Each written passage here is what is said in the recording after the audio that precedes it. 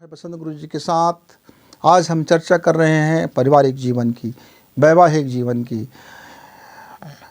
हमारे समय में विवाह होने के बाद क्या समझने और क्या समझाने का दौर रहता था। मतलब कुछ समझ में आता नहीं था और कुछ समझाया भी नहीं जाता था। ज़िंदगी कुछ जी ली जाती थी परिवार के बीच में, जैसे परंपराओं के बीच में। धीरे धीरे परिवार वाले हमको समझना और समझाना सिखा देते थे और धीरे धीरे परिवार में हम एक दूसरे के हो जाया करते थे। पर आजकल के बच्चे ज़रा हमारे एजुकेटेड हैं। आजकल के बच्चे ज़रा पहले से सारा चीज़ समझा हुआ है। टीवी का ज़माना है, नेट का ज़माना है, मोबाइल का ज़माना है, सोशल मीडिया का ज़माना है और इतने ज़्यादा पढ़े लिखे हैं, इतने ज़्यादा बुद्धिमान हैं, इतने ज़्यादा ब्रिलियंट है कि अब उनको समझाना क्या, वो हमें ही समझाने लग जाएंगे। तो अब के ज़माने में समझाना अब बड़ा कठिन हो गया है। तो समझाना कठिन हो गया है तो समझना बहुत ज़रूरी हो गया है। पर दाम्पत्य जीवन मित्रों, वैवाहिक जीवन मित्रों, परिवार के जीवन मित्रों, यदि आप एक दूसरे को समझते हैं या आप एक दूसरे को जब समझ करके अपनी ज़िंदगी की गाड़ी जब चलाते हैं, ज़िंदगी को जब एक दौड़ में ले जाते हैं, ज़िंदगी को एक दिशा में ले जाते हैं, तो फिर आप ऊंचाई को छूएंगे। लेकिन आपने एक को समझा नहीं और समझाने में लग गए। आपने एक लड़की को नहीं समझा, लड़का सिर्फ समझाने लग गया तो वो फिर बड़ा मुश्किल होने वाला है। या लड़की सिर्फ लड़का को समझाने लग गए, सिर्फ समझाने लग गए, अभी समझा नहीं है, सिर्फ समझाने लग गए, तो फिर कटुता होना स्वाभाविक है। आपने परिवार को नहीं समझा और अपने परिवार को समझाना शुरू कर दिया तो उस परिवार में आपका अनबन होना स्वाभाविक है। परिवार के लोग लड़की को भी समझे नहीं है, दुल्हन को भी समझे नहीं है, सिर्फ समझाना शुरू कर दिए हैं, तब उस परिवार से उस दुल्हन का नाता बड़ा खटपट होने वाला है। तो मित्रों, यदि जीवन की ऊंचाई में ले जाना है, जीवन को प्रेम और सरसता में ले जाना है, परिवार को शानदार बनाना है, तो दुल्हन को चाहिए कि उसके परिवार को समझे, बारी बारी से समझे, समय के साथ समझे, समझने की पूरी कोशिश करे, पूर्वाग्रह से न समझे, कोई चश्मा लगा के न समझे, पहले से कोई मान्यता के साथ न समझे, पहले से बनी बुनाई कोई नियम से न समझे कि इनके घर के लोग ऐसे हैं, इनके घर के लोग, जो पहले से सुन रखा है माता से, पिता से, भाई से, बहन से, लोगों से, इधर से उधर से, कहीं से, किसी रिश्तेदार से, वो समझा सारी सुनी सुनाई बात को आप फेंक दो, तालाब में फेंक दो उसको, कोई मतलब का नहीं है, गड्ढे में फेंक दो। अब जो वर्तमान में आप जो जीवन जी रहे हो, वर्तमान में जो आपके साथ गुजर रहे हैं, वर्तमान में जो आपको जो समझने की कोशिश कर रहे हैं, तो आप उनको पहले समझिए।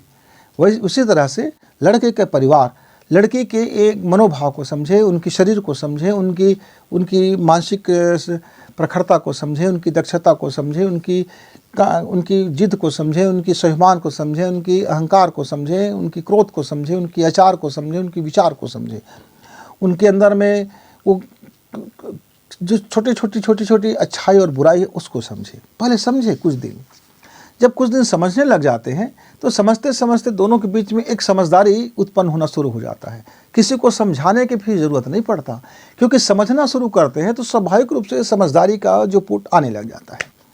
फिर हमको किसी को समझाने की ज़रूरत ही नहीं पड़ता, हम एक दूसरे को फिर समझना शुरू करते हैं। और जो परिवार, जो दंपति, जो पति पत्नी यदि समझ गए हैं, एक दूसरे के परिवार को समझ गए हैं, एक दूसरे के खान पान को समझ गए हैं, एक दूसरे के रहन सहन को समझ गए हैं, एक दूसरे के चाल चरित्र को समझ गए हैं, एक दूसरे के कारोबार को समझ गए हैं, उसके बाद एक मिनिमम प्रोग्राम बना करके अपनी ज़िंदगी की एक डायग्राम बना करके, एक स्टोरी बना करके जो निकल पड़ा, तो वो परिवार तरक्की कर लेता है मित्र, वो परिवार तरक्की कर लेता है। मैं एक ऐसी परिवार की कहानी साझा करने जा रहा हूँ।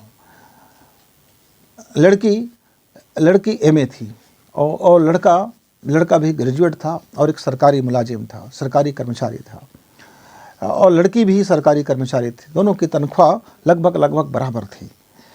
लड़की वाले के घर के लोग बड़े संपन्न थे, पुराने पढ़े लिखे ज़माने के लोग थे और उनके घर में कभी संपन्नता की कमी नहीं रहा। पर आज़ादी इतना था लड़की को कि कुछ भी बोलते, किसी को बोलते, घर में कोई रोक टोक ना था।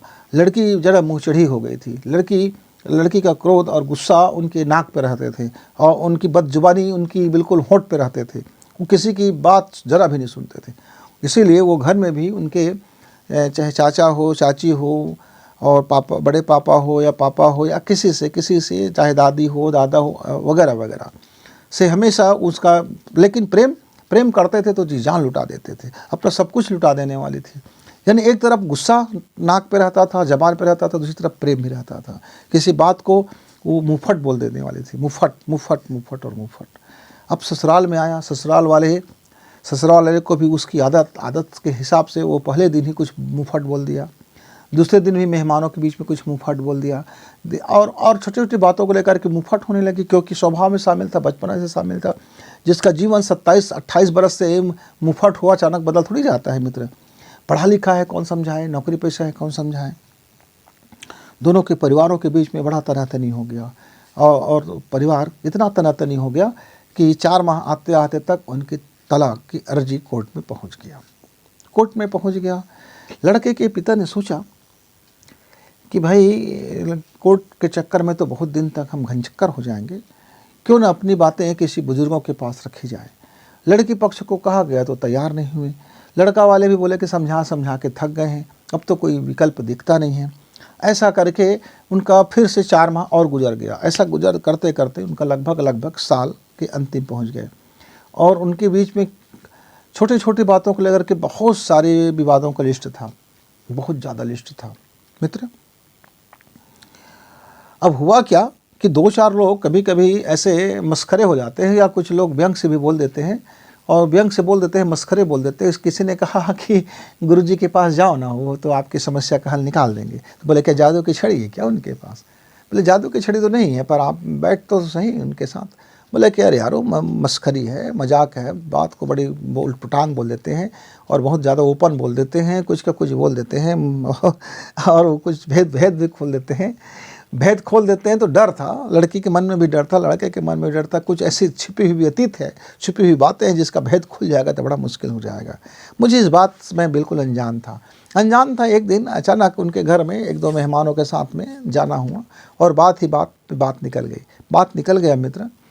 तो लड़के से हमने कहा कि यदि आपके जीवन में जो चीज़ें हैं, यदि आप चाहते हो आपका फ्यूचर अच्छा हो, शानदार हो, बेहतरीन हो, तो आपके मम्मी पापा बैठे हमारे साथ, आप बैठो और जीवन की तमाम बातें हम बता डालो, आपका अतीत बता डालो। आपको नहीं बताने से भी हमको मालूम है आपका अतीत क्या है, लेकिन आप अपने मुंह से बता डालो, हल्का हो जाओ। और किस किस बातों में आपका झगड़ा होता है, समझ कहाँ पर है, सब बता डालो।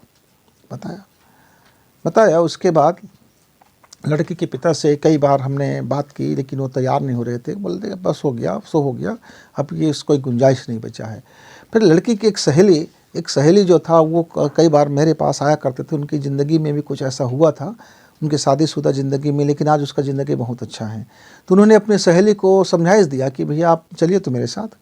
और जब वो लेकर के आया तो मालूम हुआ कि हम एक दूसरे को तो पहले से जानते थे। वहाँ थोड़ा हंसी मजाक हुआ, बातें हुई, और लड़की लड़का दोनों बैठ कर के इस बात ये हुआ कि भाई दोनों एक चीज़ को बताई जाए, और उन्होंने लिस्ट बना लिया, पॉइंट आउट कर लिया, और पहले समझौता की कड़ी में 5-5 अवगुण को एक दूसरे को त्यागने का मौका मिला, और 5-5 गुणों को ग्रहण करने का। तो परिवार में उन्होंने बता दिया गया कि भाई ये चीज़ें ये आज से नहीं करेंगे, बच्चा सारी चीज़ों को आपको बर्दाश्त करना होगा। और मित्र, उसका पहला जो शांति समझौता था 3 माह के लिए बांड में था कि 5 छोटे छोटे अवगुण थे। जैसे आपको बोलना है तो शांति से बोलना, और एक अपने पति को बोलना, दिन में किसी को शिकायत मत करना, दिन में किसी से झगड़ा मत करना, और पति को ही बोल दिया गया था जब ये बोले तो आप शांति से सुन लेना, तुरंत का तुरंत रिएक्ट मत कर लेना। ऐसी छोटी छोटी अब मित्र, उसका असर ये हुआ, वो एक दूसरे को समझना शुरू किए। फिर 3 माह गुजर गए। फिर 3 माह के बाद उन दोनों के बीच में ऑटोमेटिक उनका फिर एक पॉइंट बन गया कि चलो हम इतना तो गुजारा कर सकते हैं कि हम एक छत के नीचे रह सकते हैं, एक जीवन जी सकते हैं। और फिर उन्होंने कुछ अपने से ही फिर अब वो धीरे धीरे अपने को करने लगे। 2 साल के बाद हमने देखा कि उनकी जीवन की पटरियाँ बिल्कुल बैठ गई है। सास ससुर से बैठ गया है, पति से बैठ गया, सबका घर में अब मंगल दिखाई देने लगा है, घर में अब सुमंगल दिखाई देने लगा है घर में। तब मुझसे एक दिन लड़के ने पूछा, गुरुजी आप इतने जटिल मानसिकता को और इतने कठिन हुए समस्या को आपने इन छोटी तरकीब दे करके सुलझाने की तरकीब आपको कैसे मिला? तो मैं बोला बेटा बात ऐसा है, यह एक साइकोलॉजी है। क्या होता है, मन की संस्थान जो होता है, मन की जो विकृतियाँ होती है, जो मन के अंदर में ये सोच होती है, उसको मन से ही काटा जा सकता है। पूर्वाग्रह को पूर्वाग्रह से ही काटा जा सकता है, लेकिन लोहे को लोहा से ही काटा जा सकता है, लेकिन प्रेम को प्रेम से नहीं काटा जा सकता, दुश्मनी को दुश्मनी से नहीं काटा जाता। यहाँ यदि आपको कोई पूर्वाग्रह है तो उसको त्यागना पड़ेगा, और अपनी ज़िंदगी को नए जीने के लिए कुछ फार्मूला कुछ सटीक फार्मूला अपनाना पड़ेगा। समझना पड़ेगा कि भाई देखो वो बचपन से मुँहफट है, आपको ये बात समझ लेनी चाहिए कि इनकी आदत है ऐसे ही बोल देने की, तो सुन लिया जाए, फिर बाद में रिएक्ट किया जाए कि बेटा तूने या पत्नी तूने या फिर बिटिया तूने या बहू तूने यहाँ आपने उस समय बोला, हमें अच्छा नहीं लगा। भाई आप इतना मुँहफट बोलोगे तो लोगों के सामने हमारा बेइज्जती महसूस होता है, हम क्या करेंगे। थोड़ी सी संभल के बोल दिया करो, धीरे से बाद में बोल दो, हो सकता है उनको अपनी गलती रियलाइज़ होगा और वो सुधार लेंगे। ऐसे छोटे छोटे जो आदतें जिसको उनको लगता था खराबी नहीं है, ये उनका गुण है, तो वह गुण है, जब तक उनको लगता रहेगा तब तक उसको छोड़ेंगे नहीं। जिस क्षण उनको मालूम होगा कि ये गलतियां हैं, ये मेरा गुण है, मेरे संबंध को खराब कर रहे हैं, तो उसी क्षण त्याग देगा, क्योंकि उसके अंदर क्वालिटी तो है, बस उसको जानने की ज़रूरत था। वैसे ही आपके अंदर था, आप पढ़े लिखे थे, आप क्वालिटी आप में था, लेकिन कुछ बचपना से जो आप में दुर्गुण था, जिसको आप गुण मान के चलते थे, बस उसको समझाना, बताना कि ये आपका गुण नहीं बल्कि ये दोष उत्पन्न हो रहा है। हाँ, आपके ऑफिस में जहाँ गलत हो रहा है, मंच में जहाँ आपको लड़ना है, वहाँ आप बेशक मुँहफट होकर के लड़िए, लेकिन परिवार के बीच में मुँहफट होना किसी समाधान नहीं होता। तो छोटी छोटी ऐसी बातें हैं जो जटिल मानसिकता को समझने में सहायक होता है और कठिन रिश्ते को भी निभाया जा सकता है। मित्र, यदि आपका वैवाहिक जीवन इस कठिन दौर से गुजर रहा होगा और इस जटिल मानसिकता से गुजर रहा होगा, तो आप दोनों फैमिली बैठिए, दोनों पति पत्नी बैठिए और कुछ मिनिमम गुणों को चार्ट आउट कीजिए। मिनिमम गुणों के बारे में देखिए कि कौन कौन से गुण हैं जो आपको, उनके गुण अच्छा नहीं लगता, और लड़कियों से पूछो कि कौन कौन से ऐसे गुण हैं जो लड़कों का गुण आपको अच्छा नहीं लगता। तो ये दोनों जब अच्छा नहीं लगते हैं तो कम से कम दो ऐसे पॉइंट को लेकर के आप समझौता कर लो कि हम दोनों में इसमें बदलाव कर लेना चाहते हैं, और ऐसे थोड़ा थोड़ा बदलाव करते करते आप देखेंगे कि आपकी ज़िंदगी पूरी तरह से बदल चुका होगा, और उसके बाद आपका ज़िंदगी शिखर छुएगा मित्र, क्योंकि आप दोनों में टैलेंट है, और टैलेंट होने के कारण टकराहट है। आप दोनों में ब्रेनपना है, इसी कारण टकराहट है। आप दोनों में ऊर्जा का भंडार है, इसी कारण टकराहट है। आप दोनों की गर्मी है, इसी कारण टकराहट है। दोनों में पैसा कमाने की कुवत है, इसी कारण टकराहट है। दोनों में बुद्धि है, इसी कारण टकराहट है। दोनों का मस्तिष्क शानदार है, इसी कारण टकराहट है। जो एक चीज़ आपके बीच में कमी है वो है समायोजन की कमी है, वो है कंजक्शन की कमी है, उन एक दूसरे की बॉन्डिंग की कमी है, एक दूसरे को समझने की कमी है। बस उस कमी को थोड़ा सा जोड़ लिया जाए तो फिर आपका ज़िंदगी शिखर छुएगा मित्र। तो जटिल समस्या और कठिन समस्या यदि आपके जीवन में है तो घबराइए मत, भागिए मत, तोड़िए मत, उलझिए मत। जितना ज़्यादा उलझोगे उलझते चले जाओगे। गांठ बनेगा, टूटेगा, टूटेगा तो जुड़ेगा तो गांठ बनेगा। जितना ज़्यादा उलझोगे सुलझाना उतना ही मुश्किल होगा। इसलिए थोड़ी सी विवेक का सहारा लो, थोड़ी सी शांति का सहारा लो, थोड़ी सी बुद्धि का सहारा लो और थोड़ी सी समझ का सहारा लो मित्र। आपका ज़िंदगी जैसे ही समझोगे अपने जीवन साथी को, जैसे आपका जीवन साथी एक दूसरे को समझेंगे, फिर दोनों के जीवन में फिर उस शिखर को छू लेने का और एक अवसर मिलेगा। उस अवसर आपके हाथ में आपके जीवन को शानदार बनाता हुआ चला जाएगा। तो जब तक आप अपने जीवन साथी को समझ, तब तक गुरु जी को विदा। नमस्कार, धन्यवाद।